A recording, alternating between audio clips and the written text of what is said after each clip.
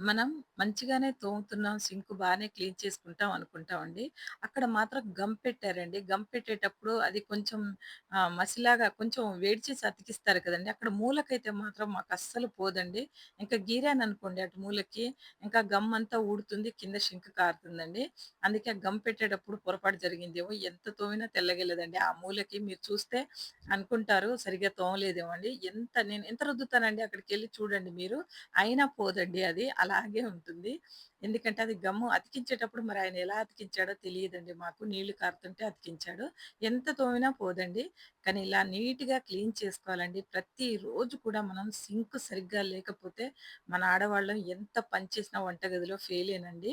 ఎంత శుభ్రంగున్న ఇల్లు కూడా ఈ సింక్ తోటి ఖరాబవుతుందండి. అన్ని జబ్బులు ఇక్కడి నుంచే మొదలవుతాయండి. మనం పీస్ పెట్టి తెల్లగా ఇప్పుడు చుట్టూ నేను సరిగ్గా మంచిగా తోమేసాననుకున్నా అండి. రాత్రి ఎక్కడన్నా ఓ మూలకు మర్చిపోయి ఉంటాను కదా! చూడండి రాత్రిదే. అక్కడ మూలకుంటుంది.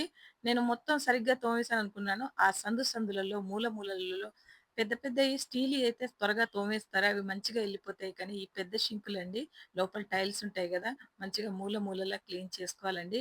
మనం ఎంత అందంగా క్లీన్ చేసుకుంటామో మన ఇల్లు కూడా అంతే అందంగా ఉంటదండి. ఎప్పుడైనా మనం ఇలాంటివి మనకు ఎవరన్నా తెలియని పిల్లలు, చిన్న పిల్లలు చూసి నేర్చుకుంటారని ఇది చెప్తున్నానండి. మనలాంటి వాళ్ళకి అవసరం లేదండి టిప్పులు. కానీ చిన్న పిల్లలు ఈ కాలం పిల్లలు కొంచెం నేర్చుకుంటారండి.